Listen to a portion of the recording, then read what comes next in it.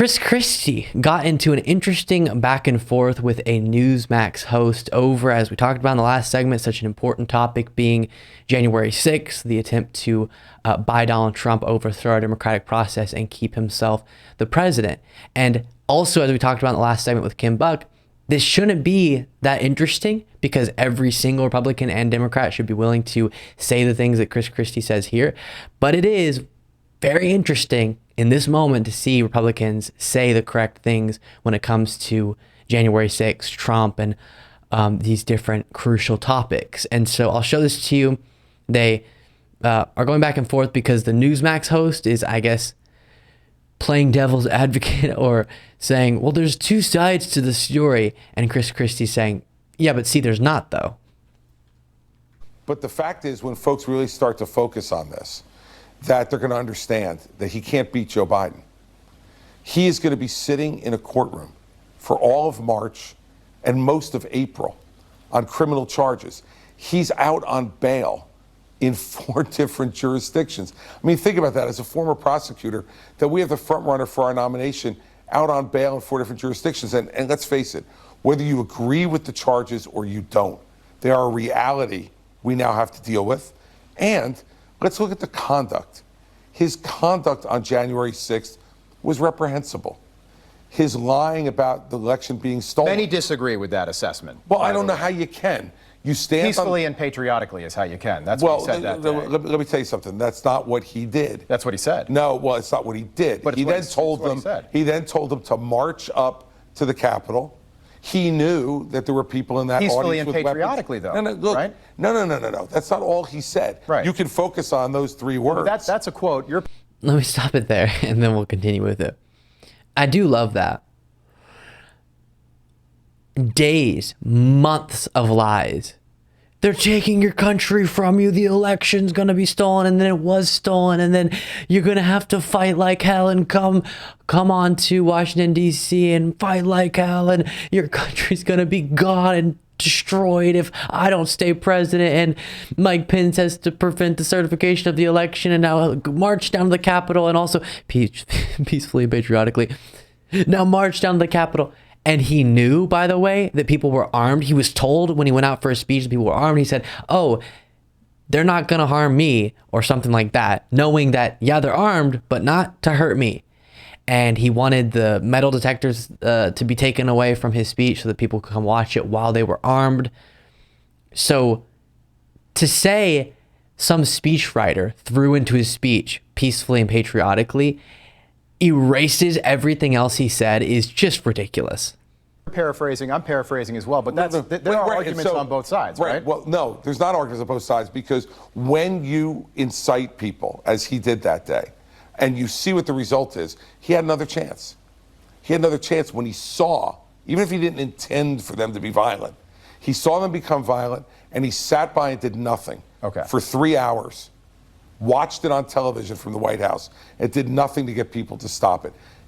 In my view, that's beneath the conduct of someone who's been honored to have the presidency. Okay. And of course, Chris Christie is exactly right there. So the peaceful patriotically point addressed that. Very strange, completely weak when it comes to a defense of Donald Trump. Then, even if you ignored that, how do you defend Trump's actions after the speech? Him sitting for hours not responding properly, not trying to end the violence.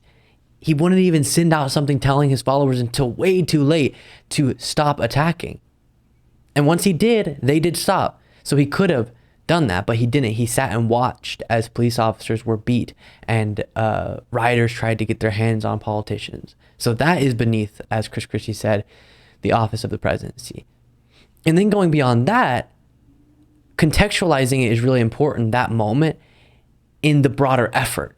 And this was the climax of the broader effort from Trump and his allies to, through multiple different means, as laid out in the indictments, when it comes to his attempt to overthrow our democracy, to just keep him the president despite his election loss. They were trying to fraudulently, potentially unlawfully, keep him in the White House despite losing, disenfranchise millions of voters.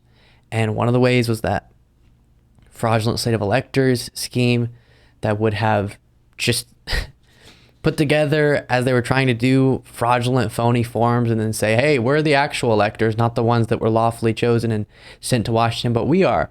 And so, Mike Pence, how about you pretend like we're the real electors and just assert Trump to be the president?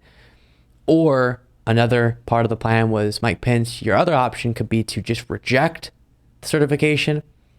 And the idea being either get a plan that actually justifies in their minds Trump staying in the White House, or just cause enough chaos to where he could point to the constitutional crisis we were in because Mike Pence won't certify the election. What do we do? And then I have state president. We don't really know what's going to happen. And that, among lots of other things, again, outlined in the indictments, that is then what eventually, along with Trump's rhetoric, led to such a visceral and brutal climax being January 6th that definitely kind of depicts this moment, this threat to democracy that Trump manifested.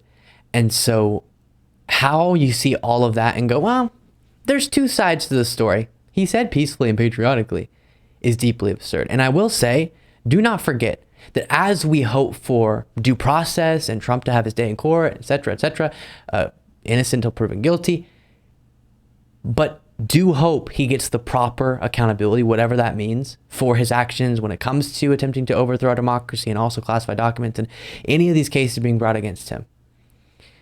There are entire right-wing media ecosystems pumping out dangerous garbage about how their followers, how their viewers should feel about Trump's legal troubles. Look at this from Mike Huckabee, the father of Sarah Huckabee Sanders. She's now the governor of Arkansas. He was the governor of Arkansas, saying this during a recent show. Do you know how political opponents to those in power are dealt with in third world dictatorships, banana republics, and communist regimes? Well, it's simple. The people in power use their police agencies to arrest their opponents for made-up crimes in an attempt to discredit them, bankrupt them, imprison them, exile them, or all of the above. And if you're not paying attention, you may not realize that Joe Biden is using exactly those tactics to make sure that Donald Trump is not his opponent in 2024.